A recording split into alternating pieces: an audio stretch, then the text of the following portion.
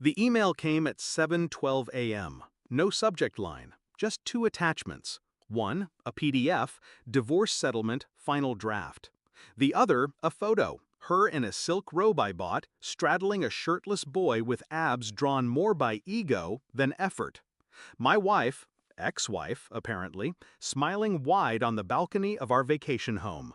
The caption under the photo read, "The house is mine now. Love." I didn't reply right away. I took another slow sip of coffee. Black, no sugar, still hot. I looked out at the skyline and listened to the silence in my apartment. Then I clicked reply, typed 6 words. "Are you sure about that?" and hit send. Then I blocked her email, and her number, and finally, I smiled. It didn't start with infidelity. It started with distance. A half-second delay in her laughter, a thumb swiping screens when I walked into the room. Late meetings, girls' weekends, just tired. I wasn't stupid, I was just quiet. She thought silence meant softness, weakness. But mine was different. Mine meant calculation. I let her grow comfortable, watched her transform from the woman I married to something else entirely. Sharper, colder, hungrier for status. Image mattered more than intimacy.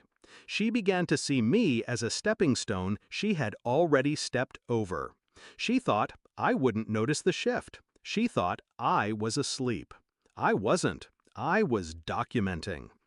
While she was laughing with him in my home, I was sitting with my attorney. The property deed? Still in my name.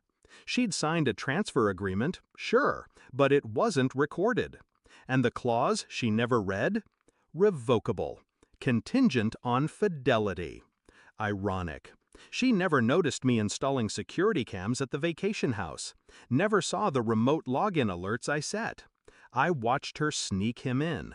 Watched him wearing my clothes, drinking my wine, fucking her in my bed. The bed her prenup said she had no rights to if adultery was proven. I downloaded the footage, dated, time-stamped, clear. I burned it to a USB the size of her conscience. Then I waited. 3 days later, she tried to access the house's security system and got locked out. She called the property manager. He called me. She panicked. She sent messages, emails, voicemails, all blocked. She sent a courier with a letter. I shredded it without opening. Then the lawyer calls started.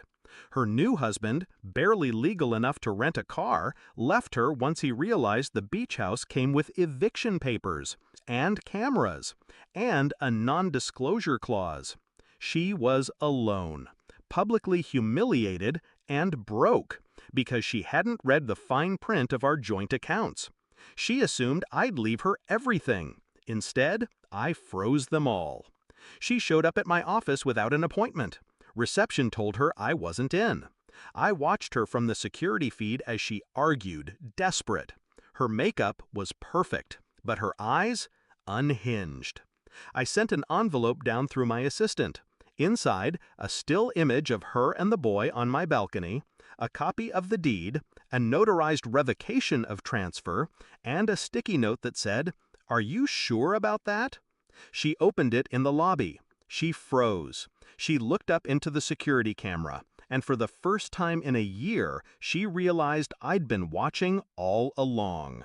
Then she left, quietly, head down, like a thief who just realized the house she broke into was wired to implode.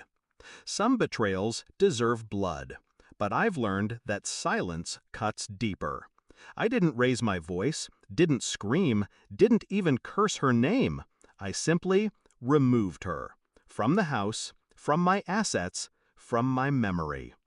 Now when I visit the vacation home, the air feels cleaner, colder, but honest.